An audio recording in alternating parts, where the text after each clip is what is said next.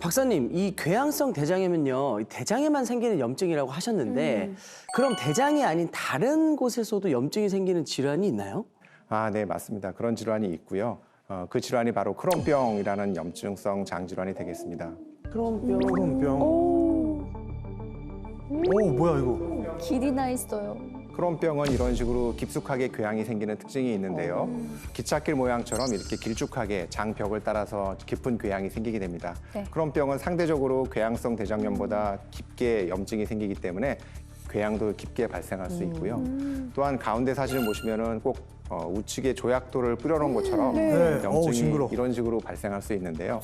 염증이 처음에 길쭉하게 생겼다가 또 직각으로 이렇게 그런 길들이 이렇게 생기면서 이렇게 조약돌 모양처럼 이렇게 염증이 정말 아프겠다. 장 전막이 이렇게 변하게 됩니다. 그래서 보기만 이것 해도 때문에 아프네요. 좀 통증도 생기고 이렇게 염증이 많으면은 여러 가지 수분 흡수라든지 기능을 할 수가 없기 때문에 설사도 많이 생기게 되고요. 그래서 궤양성 대장염은 대장에 국한돼서 염증이 발생하지만 크론병은 입에서 항문까지 어디에서나 염증이 생길 수 있습니다. 아니, 입에서 항문까지요? 네네네. 주로는 소장과 대장에 염증이 발생하지만 입에서 항문까지 어디에서나 염증이 발생할 수 있고요. 그래서 입에도 이제 구내염이 잘 생길 수 있고 예. 항문에도 치루라든지 이런 증상이 생길 수 있습니다. 크론병의 특징적인 그런 소견이 되겠고요. 또한 이제 장벽 전체에 염증이 발생할 수 있기 때문에 장 폐색이나 장에 구멍이 나는 장 총공 이런 합병증들이 궤양성 대장염보다 좀 더 상대적으로 자주 발생할 수 있습니다. 그래서 궤양성 대장염에 비해서 크론병은 복통이 좀 더 심한 경우가 많고요. 그리고 치루 같은 항문 질환도 잘 생기게 됩니다. 크론병 역시 복통, 설사 이런 대표적인 증상이 3주 이상 지속되는 경우에는 이 질환을 의심해야 될 수 있습니다. 박사님, 전 크론병이라고는 오늘 처음 들어봤는데 이게 흔한 병인가요? 네, 아직까지는 사실 흔한 병으로 볼 수는 없고요. 하지만은 굉장히 많은 환자 수들이 늘어나고 있습니다. 다음 그림을 보시면은 건강보험심사평가원에서 네. 통계를 내본 염증성 장질환, 궤양성 대장염 크론병 환자 수인데요. 궤양성 대장염 환자 수는 2010년도에 약 2만 8천 명에서 2018년도에는 4만 3,800명으로 무려 55%나 증가했습니다. 그리고 크론병은 2010년도 1만 2천 명에서 2018년도에는 2만 2천 명으로 약 83%나 증가했습니다.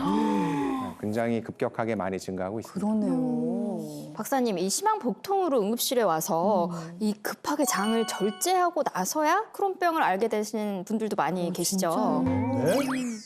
그러니까 장을 절제한다고? 절제하죠. 절제를 해요? 네. 무서워. 크론병은 실제 장에 심하게 염증이 있는데도 복통, 설사 이런 증상이 별로 없는 경우가 종종 있습니다. 그래서 진단이 늦어지는 경우가 자주 있고요. 어떤 분들은 뭐 1년, 2년 이렇게 한참 뒤에나 진단하게 되는 경우도 있습니다. 네네네. 또한 장 폐색이나 천공 같은 합병증이 생기고 나서야 응급실로 실려오시게 되는 경우가 종종 있습니다. 그래서 장 절제 수술을 받게 되는 경우가 종종 또 있고요. 또한 이런 합병증이 없더라도 약물 치료로 충분히 염증이 조절되지 않는 경우에는 할 수 없이 수술을 받게 되기도 합니다.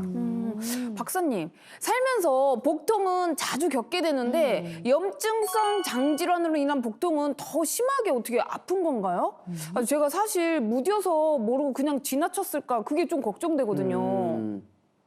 네, 염증성 장질환으로 인한 복통은 일반적인 장염보다는 좀 더 심할 수도 있습니다.